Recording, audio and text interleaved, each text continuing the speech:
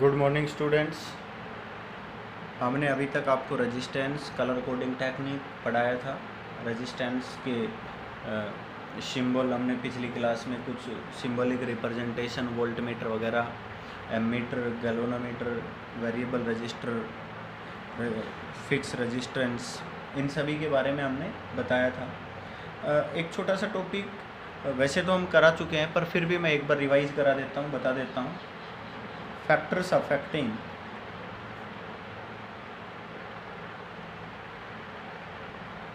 the resistance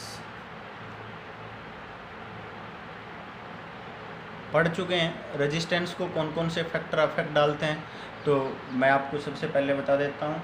resistance is directly proportional to length. सबसे पहला कौन सा फैक्टर है? Length of wire. ठीक है, एल हमारे पास क्या है? Length of wire. वायर की जितनी ज़्यादा लेंथ होगी रेजिस्टेंस उतना ही ज़्यादा होगा। दूसरा मैं आपको बताता हूँ area. Resistance is inversely proportional to area. पढ़ चुके हैं ये सब हम।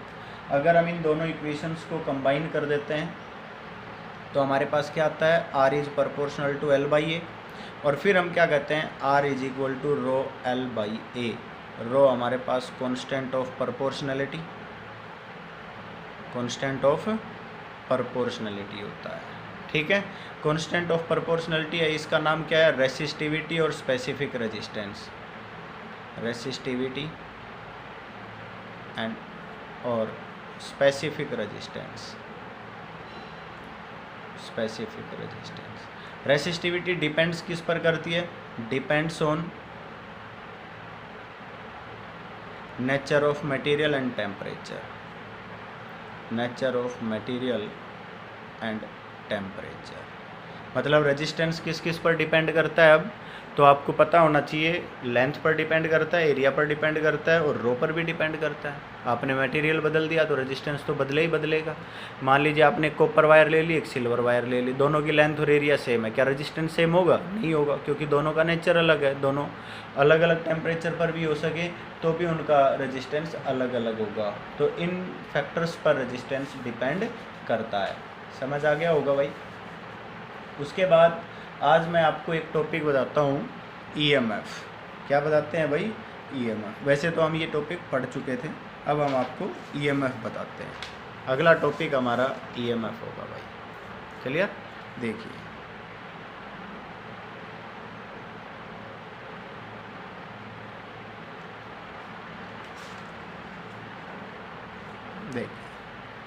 अब हम ईएमएफ पढ़ते हैं। ईएमएफ हमारे पास इलेक्ट्रोमोटिव फोर्स होता है।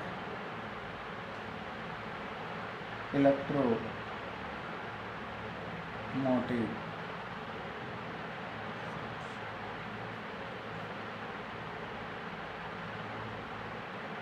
ठीक है भाई। ईएमएफ काफ़ी बार पढ़ चुके हैं, काफ़ी बार नाम सुन चुके हैं, तो इसको समझना है। इसको समझने से पहले मैं मेंटेनेंस ऑफ स्टेडी करंट के बारे में बात करता हूँ।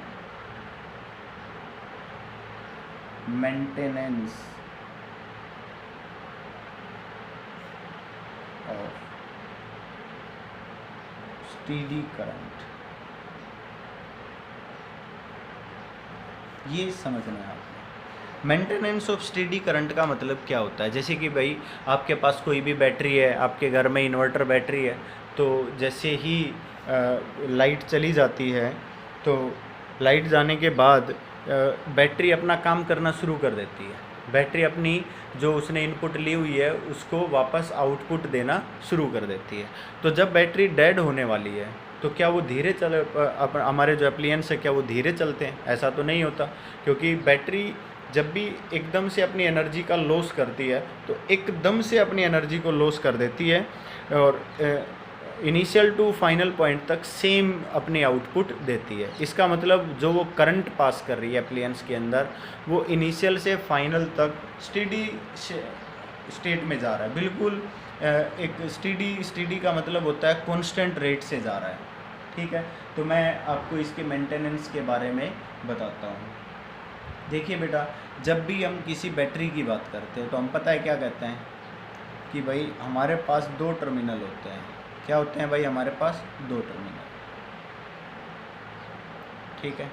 ये हमारे पास कोई भी बैटरी के 2 टर्मिनल है। मैंने कह दिया ए और बी टर्मिनल है, ए टर्मिनल हमारा पॉजिटिव है और बी टर्मिनल हमारा नेगेटिव है।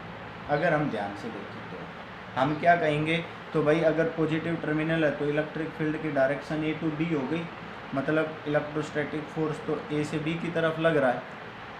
देखिए ध्यान से, अब हम इसको क्या बोलते हैं, हाई पोटेंशियल, और इसको क्या बोलते हैं भाई, लो पोटेंशियल। बोलो कहते हैं कि नहीं। अब मैं आपको एक बात बताता हूँ, जब भी हम कोई भी सर्किट बनाते हैं, कोई भी एप्लियंस बनाते हैं, तो कैसे, मान लीजिए मैंने कहा कि भाई ये हमारे पास कोई भी रेजिस्टेंस है या हमारे पास कोई भी एक बल्ब है, ये ठीक है, हमने इसको एक बैटरी के साथ कनेक्ट कर दिया। अब आपने कहा ये पॉजिटिव टर्मिनल, ये नेगेटिव टर्मिनल, ठीक है, करंट पास हो रहा है। हम क्या कहेंगे भाई, हमारे पास जो करंट है वो high potential to low potential अपने आप चला जाएगा कि नहीं। देखो मैं एक एग्जांपल ले रहा हूँ, यहाँ पर मैं एक बहुत अच्छा एग्जांपल ले रहा हूँ जिससे आपको बहुत आसानी से समझ आ जाएगा। मैंने क्या किया, ये हमने एक वाटर टैंक बना दिया भाई, हमने इस वाटर टैंक को पानी से फुल भर दिया। यहाँ तक क्लियर है भाई। फिर हमने क्या किया, हमने एक वाटर टैंक यहाँ बना दिया, इसमें भी कोई लेवल है, पानी है, तो हम क्या कहेंगे कि ये हमारे पास 2 वाटर टैंक है, ठीक है। मैंने ये कहा कि ये वाटर टैंक जो है ना, ये हाई पोटेंशियल पर है क्योंकि इसकी हाइट ज़्यादा है, ये वाटर टैंक लो पोटेंशियल पर है क्योंकि इसकी हाइट कम है। मैं क्या करता हूँ, मैंने यहाँ से एक टैप निकाला, होल किया और एक टैप लगा दिया, और एक पाइप की हेल्प से मैंने इसको इसके अंदर छोड़ दिया।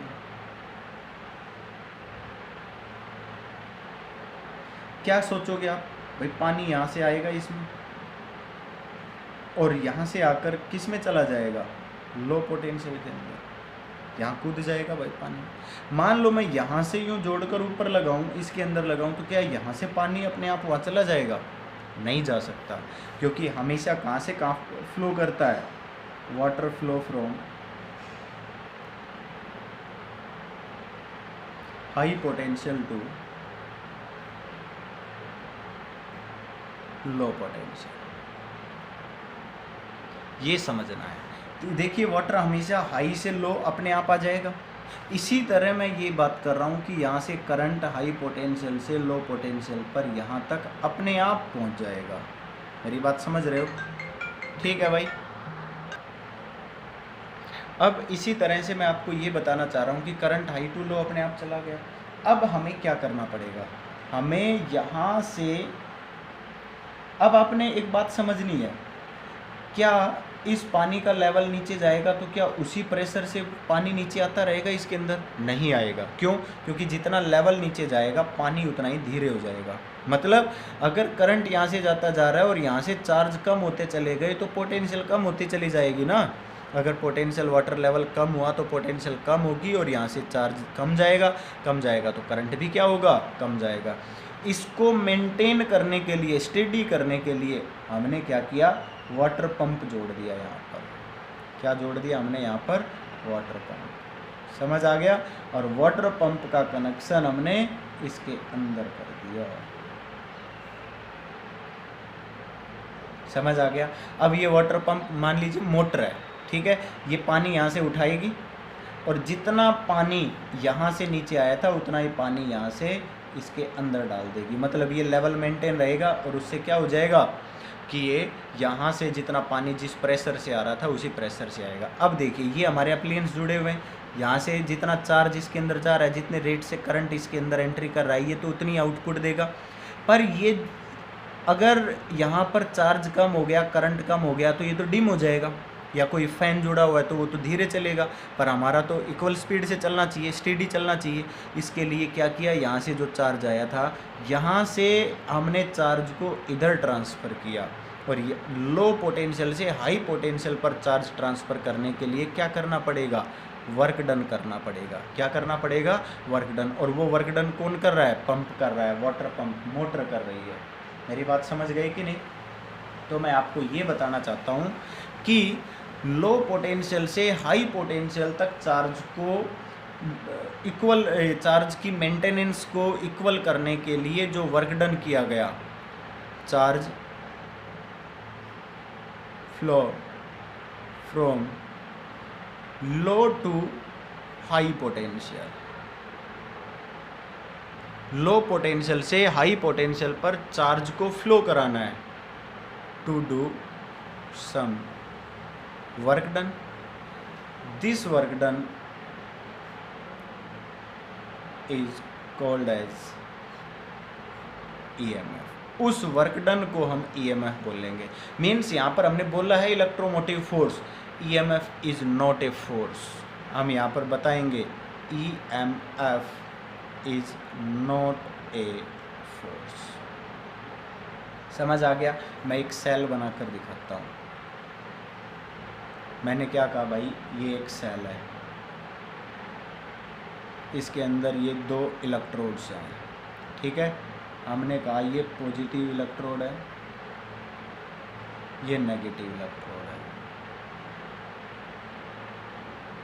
इसके अंदर ये पानी भरा हुआ है, पानी नहीं, इलेक्ट्रोलाइट है। ये क्या है? ये इलेक्ट्रोलाइट है।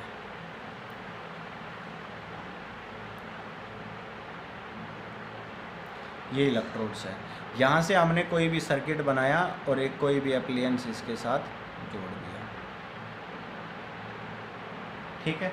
अब हमने ये कनेक्शन कर दिया। हम क्या कहेंगे? पॉजिटिव से नेगेटिव करंट पास हो जाएगा भाई, यूँ चला जाएगा।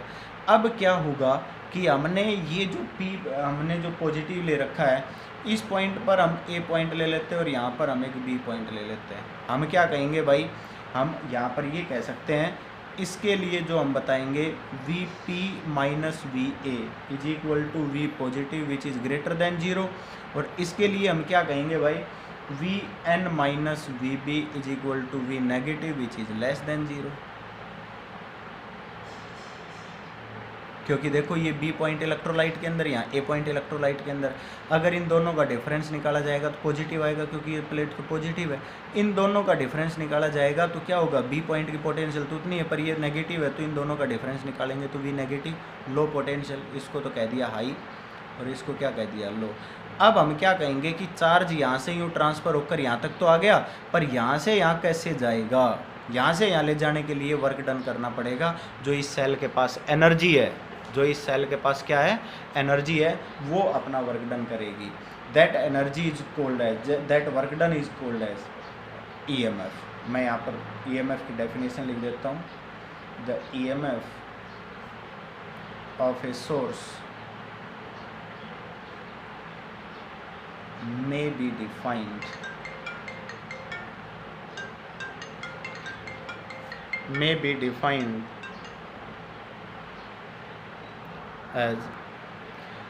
defined as the energy supplied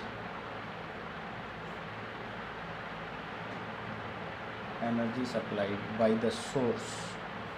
जो हमारे पास सोर्स है, मीन्स जो सेल है, in taking a unit positive charge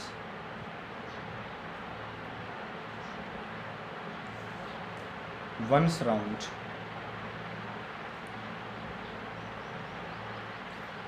the complete circuit।